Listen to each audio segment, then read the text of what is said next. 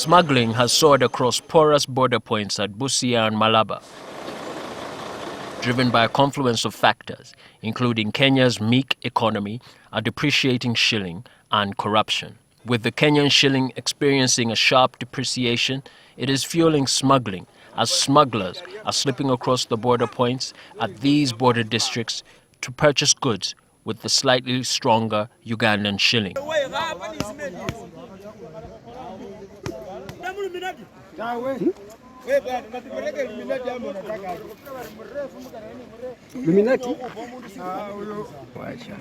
Specific goods such as cement, rice, soap, wheat flour, and cooking oil are some of the most trafficked goods into Uganda.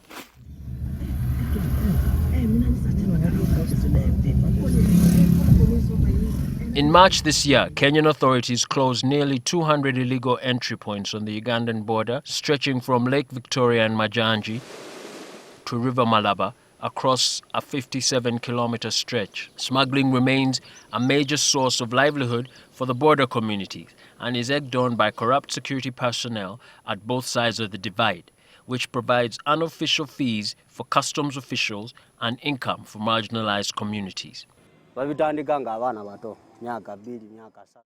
We start at an early age with one bag of cement and cross the border from Kenya into Uganda to earn 3,000 shillings.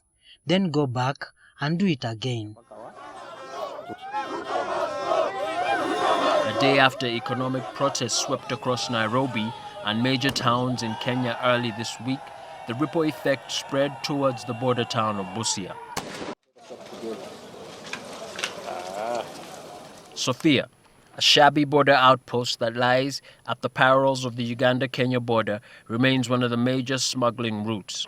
When we visited, brazen smuggling activities continued to thrive as trucks from Kenya, heavily loaded with rice, soap, wheat flour, and other consumer goods, lumbered across the dirt road to get to the Ugandan side.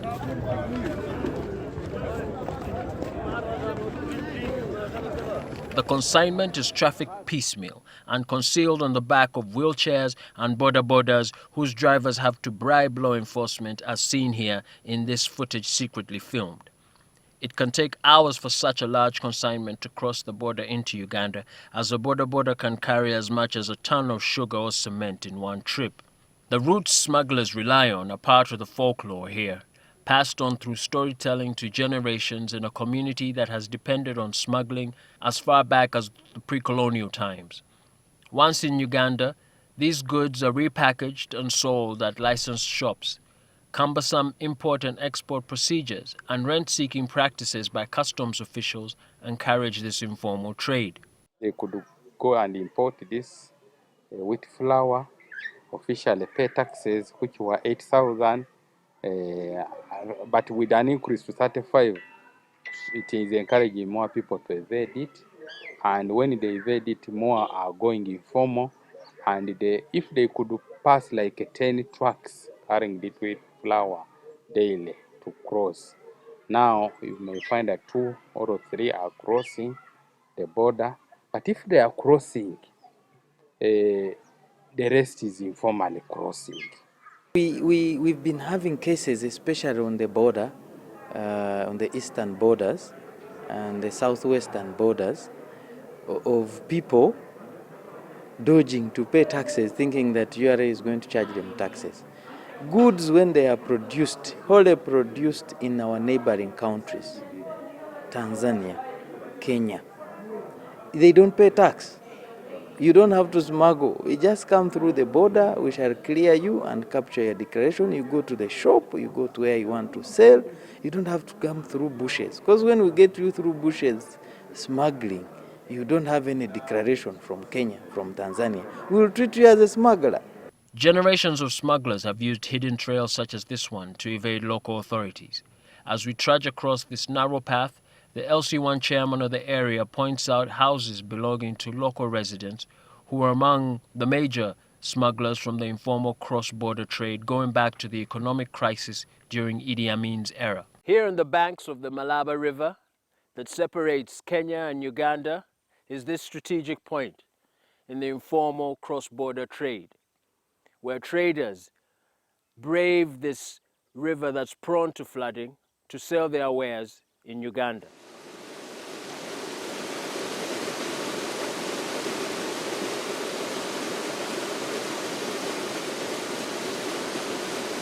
When we finally arrive at the riverbank, we encounter two youths who strip to the waist and hoist their goods onto their shoulders and wade neck deep into the river. Another group of young men swim across rivers with contraband on their heads and backs. For this risky endeavor, they earn 500 shillings per bag that crosses the river. These bags are later handed over to motorcyclists. The area chairman explains why this risky and illicit trade appeals to the youth. Because now with the economy that we are in, you look for where it is soft for you to earn than going a hard way. That's why you see smuggling, it will take time and years to stop. Upstream from Malaba is Lwakaka, as the river at the center of this informal trade gradually glides through these border towns. On the banks of the river lies Namisindwa district, where smuggling is coordinated through phones. Locations are mapped, and this information is shared and updated as orders for consignments from Kenya are received from Mbale and as far as Kampala. And payments are done over the phone through mobile money. As this illicit trade is carefully coordinated, informants hide in the shadows of these smuggling routes to provide security alerts to smugglers. When goods such as wheat, flour, cement, cooking oil are ferried across the border from Kenya, transporters on the Ugandan side are alerted. Our guide, who preferred anonymity, is a second-generation smuggler who is amongst the transporters. You get a call that the car from Mbale is coming from URA, so you hide the goods. You get another call that the car has gone to Rahaha, then you make your move.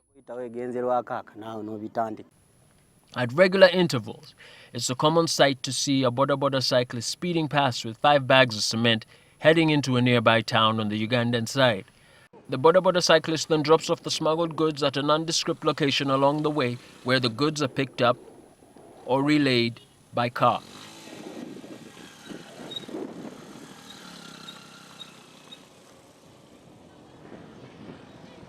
Many emerging towns along the border sell this smuggled cement, as a bag of cement goes for the equivalent of about 17,000 shillings in Kenya. I sell a bag of cement for 30,000 shillings, which is bought for 7,000 Kenyan shillings, that is 20,000 Uganda shillings. The illicit trade, which is carefully calibrated, ensures that goods are then free to move undetected by law enforcement, as this truck carrying contraband is able to move across several checkpoints, including here at Lugazi. We are not scared of getting caught. The police wants to eat, so you give them something. You know what I mean. Smuggling is dominated by family-owned businesses, small-scale enterprises with a low barrier to entry, and uses labor-intensive technology, according to a 2015 research study entitled Assessing the Informal Cross-Border Trade Between Kenya and Uganda. It is usually engendered by a market response to inefficiencies in the former trade regime. Ultimately, what this boom in smuggling reveals is that it is a significant income source for households at a time of economic hardship and unemployment. As the economic downturn in Kenya unfolds, fueling a surge in smuggling, it is critical to sensitize informal traders about their rights and to provide access to financing to formalize their operations, given the cost of enforcing the law far outweighs the benefits. To make sense of the latest boom in the informal trade across the Kenya and Uganda border, statistics reveal that Uganda is one of Kenya's main export markets on the continent. Data from the Central Bank of Kenya indicates that in May 2023, Kenyan exports to Uganda were worth 10.7 billion Kenyan shillings, the equivalent of 276 billion Uganda shillings, an increase from 9.9 billion Kenyan shillings, equivalent to 255 billion Uganda shillings, recorded in April. Further, Uganda accounts for 34% of Kenyan imports from the African continent from January to March 2023. It is this mutual dependency that shows that if there are any disruptions in the Kenyan economy, the reverberations are felt across its landlocked neighboring country. The post-pandemic Economic recovery in Kenya has been disrupted by political upheaval and civil unrest owing to the rising cost of living. The East African reported on July 1st that political unrest had caused anxiety among investors, leading to capital flight and panic selling of the Kenyan shilling. Ugandan banks and forex dealers are not immune from the panic and have also sold Kenyan shillings. The falling demand for the Kenyan shilling has triggered its sharp depreciation recently.